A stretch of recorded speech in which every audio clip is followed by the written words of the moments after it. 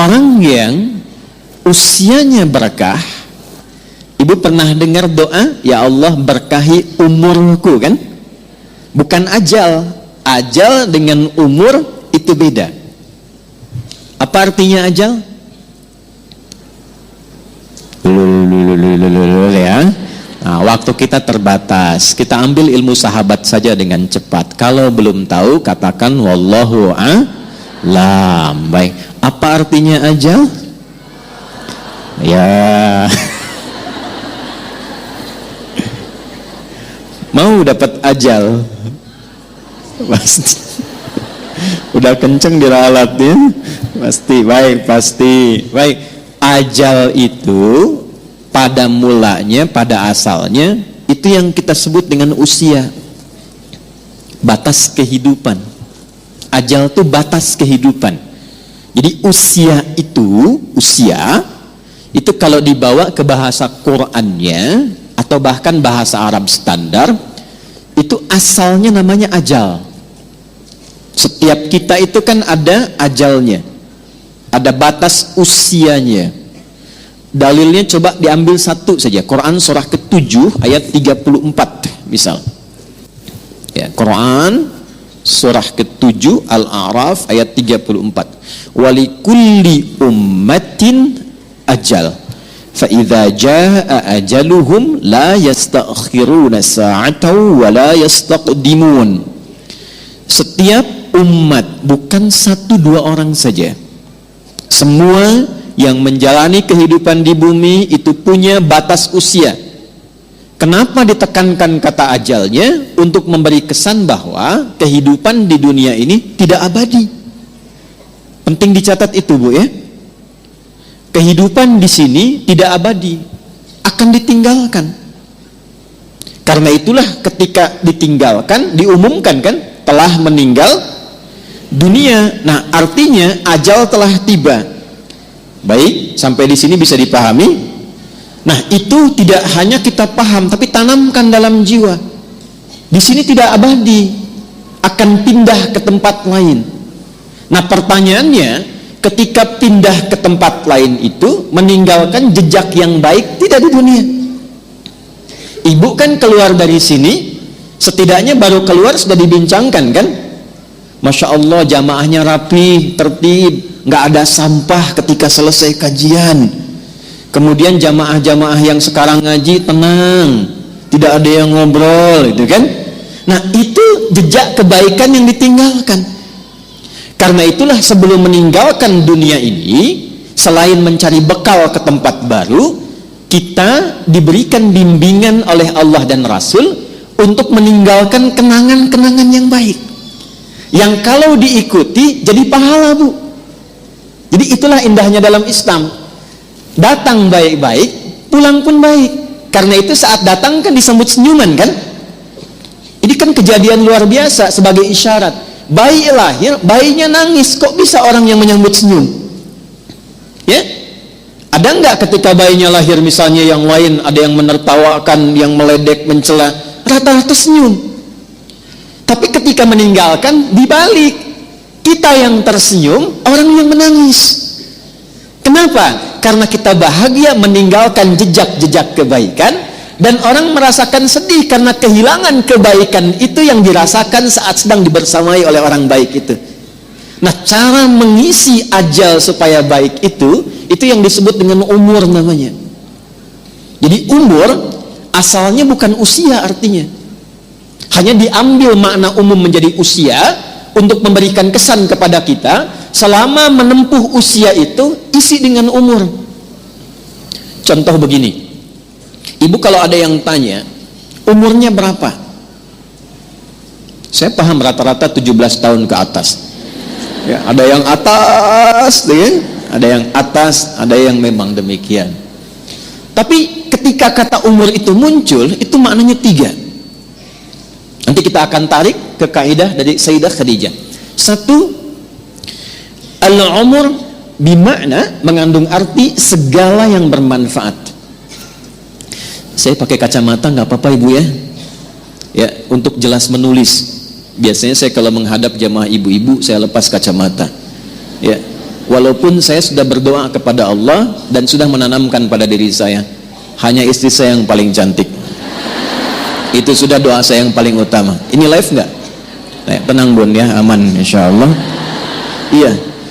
Dan saya memohon kepada Allah demikian, ya Allah, jadikan siapapun yang aku pandang tetap istriku yang paling mulia, dan jangan pernah tanamkan pada jiwaku keberpalingan dari istriku dan ketertarikan selain apa yang istriku ridhai. Jadi ibu jangan berharap banyak kepada saya. Ya.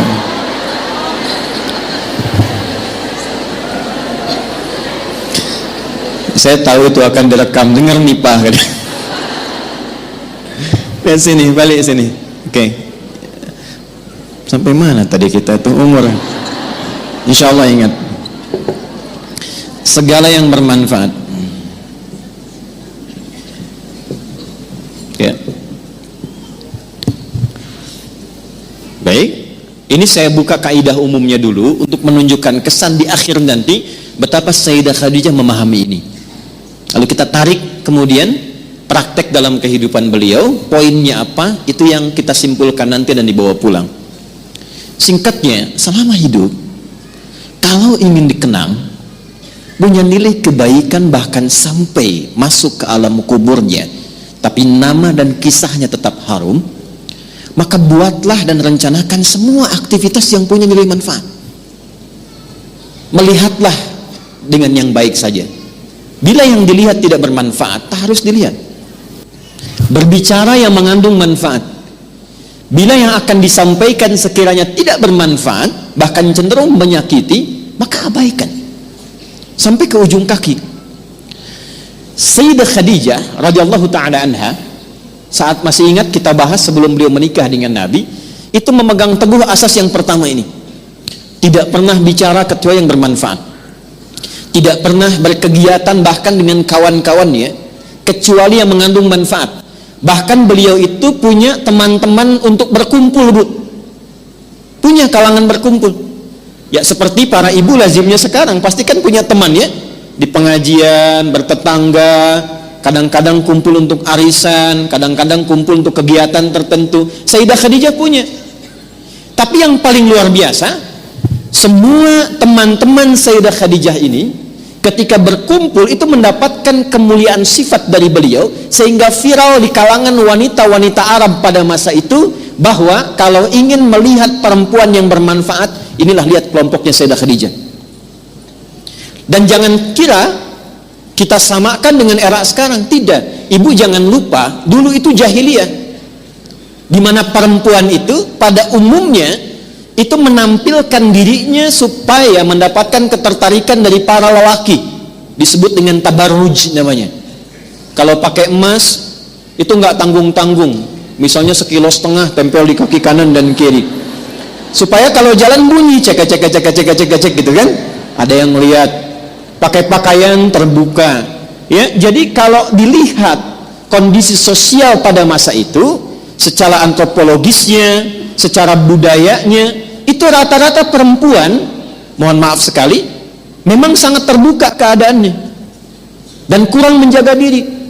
Tapi kalau sudah melihat Sayyidah Khadijah dan teman-teman beliau, itu semua hormat. Nyaris tidak ada yang mau bicara di depan Sayyidah Khadijah, saking hormat dan kagumnya atas wibawa beliau. Ini semua diam. Dan saat ada orang yang usil pun pada Sayyidah Khadijah, itu teman-temannya, ini sebelum menikah dengan Nabi, itu teman-teman sekitarannya itu langsung melindunginya. Berbuat sesuatu yang Allah telah tetapkan itu, jika kita menjalaninya dengan istiqamah dan dilakukan karena Allah, maka Allah yang menggerakkan hamba sekitarannya untuk menjaga hamba dimaksud. Jadi kalau dari sekarang ibu menjadikan semua aktivitas usia itu untuk menaati Allah, ya tidak harus dalam konteks sholat saja. Bukan hanya sholat, bukan hanya baca Quran. Saya ingin mengisi sisa hidup saya untuk menaati Allah. Mulai sekarang saya akan gunakan pandangan pada yang Allah sukai saja. Saya akan gunakan pendengaran pada yang Allah sukai. Saya akan gunakan lisan pada yang Allah sukai. Kata Allah, jangan gibah. Saya tahan gibah. Saya tidak, Ustaz. Bagus. Tidak seperti ibu itu tuh. Kalau bicara, masih berarti. Tahan. Tahan. Itu kalau bisa dilakukan, Allah balas, mengangkat wibawa ibu. Jadi dari segi umur, itu akan dikenang, ini orangnya orang berwibawa, orang baik. Ibu kalau nggak percaya silahkan. Kalau melihat orang salih, solihat, malu kan kalau berkata kotor? Coba silahkan, mau berkata yang kurang baik, walaupun terbiasa bergaul di tempat yang kurang bagus, bertemu orang begini nggak mau mengeluarkan kata-kata kotor. Saya kalau ketemu preman, Bu, nggak pernah berkata-kata kotor pada saya. Assalamualaikum Ustaz, Assalamualaikum Pak Kiai, doakan ya. Padahal sebelum itu dengan kawannya, keluar Ragunan, keluar, tuh kan, bahasa-bahasa yang tidak normal keluar. Tapi ketika kita berusaha menaati Allah dalam hal yang simpel saja, turunlah kemudian jawaban dari Allah dengan melindungi sifat-sifat baik kita.